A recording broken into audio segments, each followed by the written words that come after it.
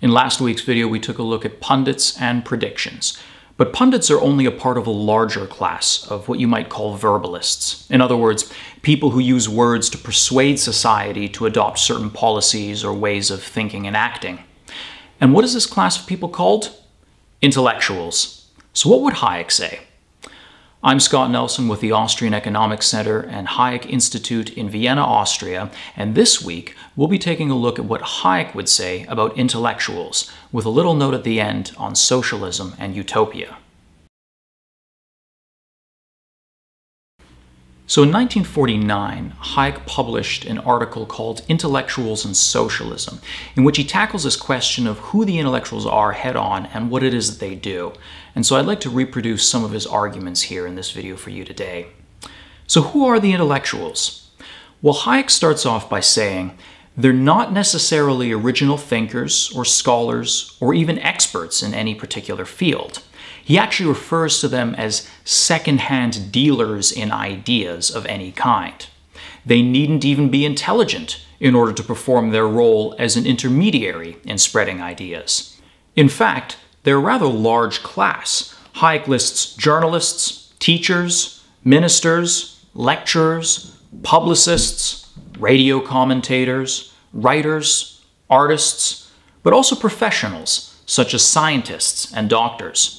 They decide which facts are relevant, what to communicate to us, what angle to take on these issues, etc. Dear viewer, given that definition, I must confess, I too am an intellectual. So what do the intellectuals do?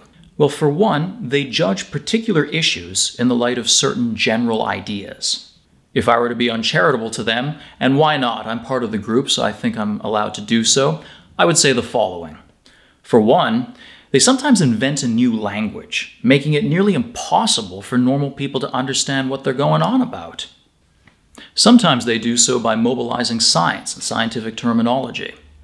Much like pundits and their predictions, as we discussed in the previous video, intellectuals sometimes hedge their bets, supporting various movements that give them social brownie points, what people nowadays call virtue signaling. And part of the reason for this is that for intellectuals, the consequences of speaking stupidly are simply lower. Now, it's not that intellectuals themselves are stupid. In fact, many of them are very highly educated. It's rather that they don't necessarily have first-hand knowledge, nor are they directly responsible for practical affairs. Intellectuals, at the end of the day, just don't tend to make decisions. And as with the Pundits and Predictions video we did last week, part of the problem might actually lie with us, the public. Because the public as well prefer to find arguments justifying their resentments or claims instead of motives for admitting that the action of the government, for example, in given circumstances, could not have been different than what it was. Intellectuals use their voice. That makes sense, that's their tool. And they're motivated by general ideas. Nowadays, usually some notion of justice or equality. That was not always the case, though. Back in the latter half of the 19th century, the intellectual vogue was the theory of evolution. Moving into the earlier part of the 20th century, the ideas of Freud all of a sudden became fashionable. Now, one of the interesting consequences of the intellectuals' tendency to speak in the name of a class other than their own is that politicians might spend more time bending over backwards to get this intellectual class on their side instead of the class that the intellectuals purport to represent. In a prescient passage from the 1970s, Hayek already indicates this phenomenon and actually links it already to the media. And once again, as I've done in a few previous videos, this quote comes from Law, Legislation, and Liberty, Hayek's magisterial 3-volume work published in the 1970s. A further peculiar sort of bias of government created by the necessity to gain votes by benefiting particular groups or activities operates indirectly through the need to gain the support of those second-hand dealers of ideas, mainly in what are now called the media, who largely determine public opinion. This expresses itself, among other manifestations, in a support of modern art, which the majority of the people certainly does not care for in the least, and certainly also in some of the governmental support to technological advance, the flight to the moon, for which such support is certainly very questionable, but by which a party can secure the sympathy and the support of those intellectuals who run the media. Parenthetically, thanks to social media, though, hopefully we don't need to worry about one of the concerns that vexed Hayek in the 1960s that led him to say, there are few greater dangers to political stability than the existence of an intellectual proletariat who find no outlet for their learning. But let's be a little bit more charitable to the intellectuals. Hayek himself was very charitable. He felt that honest convictions and good intentions were what inclined intellectuals towards socialism. Remember, we are talking about the essay where he discusses both intellectuals and socialism. And why not? Because socialism is visionary.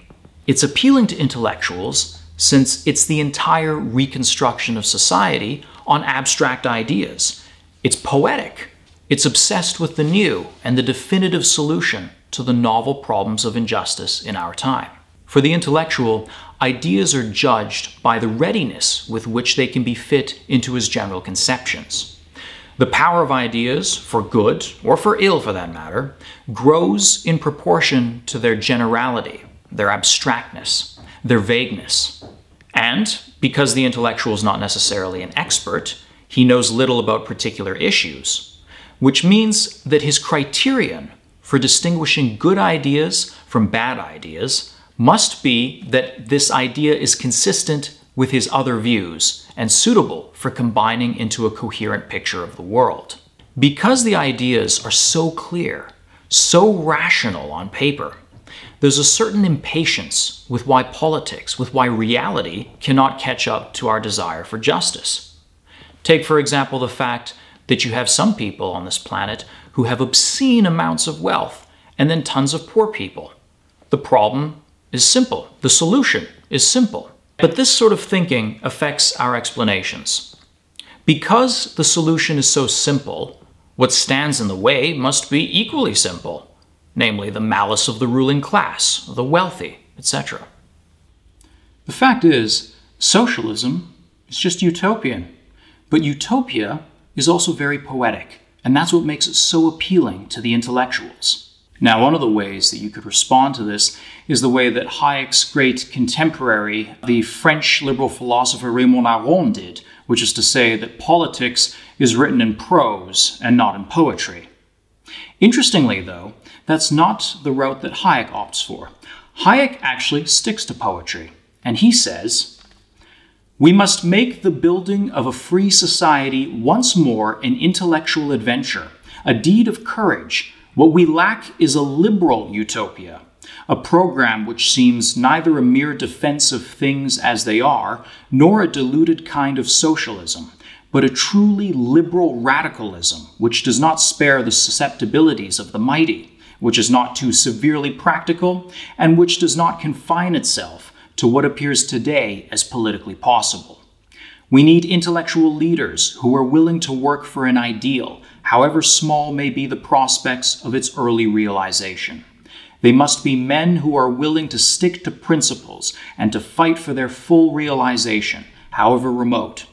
The practical compromises they must leave to the politicians. Free trade and freedom of opportunity are ideals which still may arouse the imaginations of large numbers, but a mere reasonable freedom of trade or a mere relaxation of controls is neither intellectually respectable nor likely to inspire any enthusiasm." It's interesting because some of this could have just as well been written yesterday. Not a day goes by when we don't read about the increasing political polarization or the rise of the far left or the far right or the decline of the liberal world order or what have you. Now, if any of that is worth defending, it would seem to me that an appropriate place to start is to ask not what one hates about the present order, but what one loves and is grateful for. So let me know in the comments, what are you grateful for about the present order? And that's what Hayek would say. This guy is awesome. He's got a lot of great stuff to say. I hope you've really been enjoying our videos. If you have, and if you'd like to hear what Hayek has to say about something else, anything, then let me know in the comments. And please don't forget to like, subscribe, and share with your friends.